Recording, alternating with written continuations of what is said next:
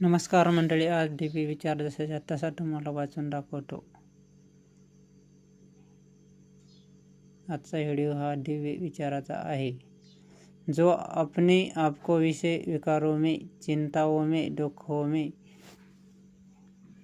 धकेलता है वह अंधकूप में गिरता है, और जो अपने आप को भगवत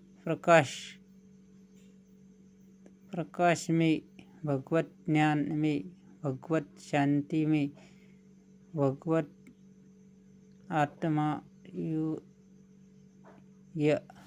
में, भगवत प्रेम में पहुँचता है, वह वास्तव में मनुष्य जीवन का फल पाता है। मनुष्य जीवन में दो चीज़ें नितांत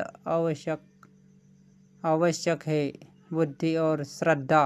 बिना श्रद्धा के बुद्धि शुष्क उद्दंड हो जाएगी, बन पाएगी, लोगों का शोषण करके बड़ा बनने की रास्ते जाएगी।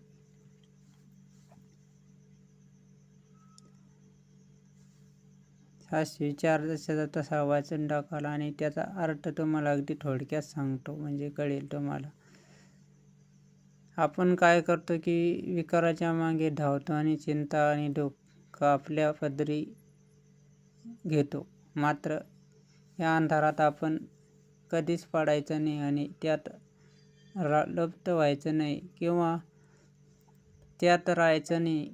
प्रकाशाच्या मार्गाकडे अर्थात ज्ञानाच्या मार्गाकडे आपण सतत कार्यरत असावे, असे संत महात्म्यांचे म्हणणे आहे. म्हणून भगवत ज्ञान आपण घ्यावे, ईश्वराचे ज्ञान आपण घेतले पाहिजे, ईश्वर स्मरण केले पाहिजे आणि चिदानंद शांती म्हणजे भगवत शांती आपल्या जीवनामध्ये आली पाहिजे.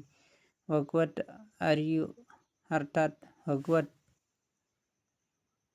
सन्मान आणि भगवत प्रेम अर्थात भगवंताचं प्रेम आपल्याला लाखो पटीने मिळत असतं आणि ते आपण संपादन करायलाच हवे. वास्तविक पाहता सर्वच माणसांनी सर्वच जीवनामध्ये फळ प्राप्त होतंय. मात्र आपण नितांत अर्थात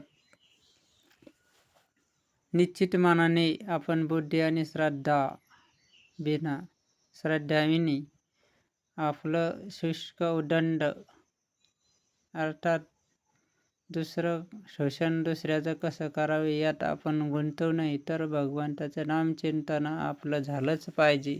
त्यासाठीच आपला हा नरदेह मिळाला आहे. लाख मोलाचा हा नरदेह त्यासाठीच आहे. म्हणून भगवत प्राप्ती निश्चितच होणार. महात्मा अर्थात संत महात्मे याच्यासाठी सांगत आहे की तुम्ही बाकीचं काम सोडून द्या आणि नामचिंतन घ्या. हरी घ्या हरी, हरी बोला हरी. संत तुकाराम महाराजांनी सुद्धा सांगितले त्यासाठीच. हरी घ्या कोणी हरी घ्या. अर्थात संत तुकाराम महाराजांचा एक अभंग मला अर्थात त्यांचा चरित्रामधील एक प्रसंग आठवतो. देव घ्या कोणी, देव घ्या कोणी. ज्यावेळेस अर्थात संत तुकाराम महाराज आले होते आणि ते म्हणाले की देव घ्या कोणी, देव घ्या कोणी. देव न लगे, देव न लगे अशी लोक त्यांच्या अभंगातूनच ते वर्णन आलेले आहे. देव न लगे त्यांच्या अभंगात आहे.